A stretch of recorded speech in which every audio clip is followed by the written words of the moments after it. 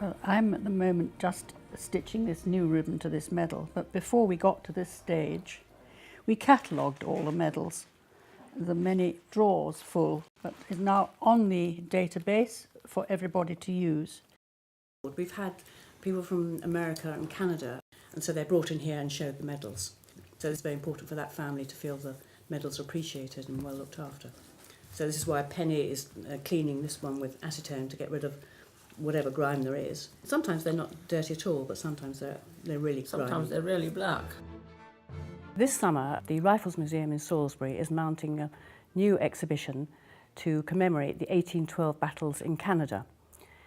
Wiltshire had one regiment there, the 49th, and as there are no uniforms remaining, they were all disintegrated, destroyed after the battle. We were asked if we would convert a jacket from another regiment to be the 49th. By sheer coincidence, I have a friend in Canada who was able to put us in touch with a supplier of military equipment, was able to provide us with this regimental lace and buttons which say the 49th. So it has been quite a labour of love because we're working through 4 layers of thick material, a nightmare putting the buttons back on, and even more of a nightmare to sew the sleeves, having removed the wings on there.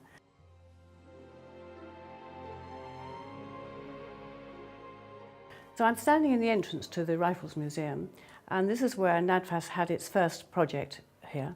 We were asked to make replica banners, regimental banners, depicting the 3 regiments. The patterns for the banners were made by or given to us by the National Army Museum, and we then had to source the materials appropriate to the design.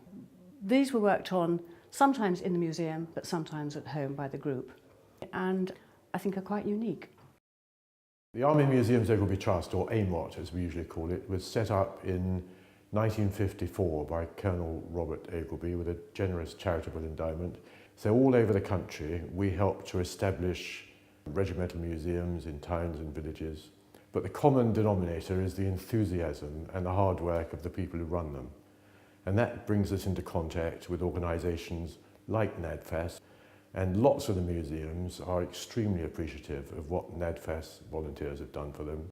They've done lots of work with oral history projects, photographic collections, some archiving, and they've produced replica banners, such as here in Salisbury. They've worked on medal displays. It's almost endless, the things that NADFAS volunteers have done. And I know that the museums really appreciate what they get up to.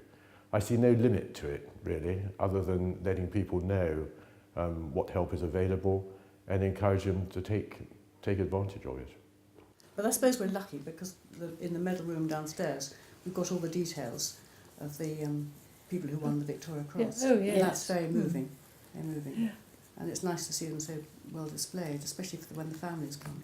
It's a nice little social morning. Yes. So our Heritage Volunteer group has been made so welcome by this museum, and we really feel that we are making a difference in conserving our past for the future generations. It is great fun.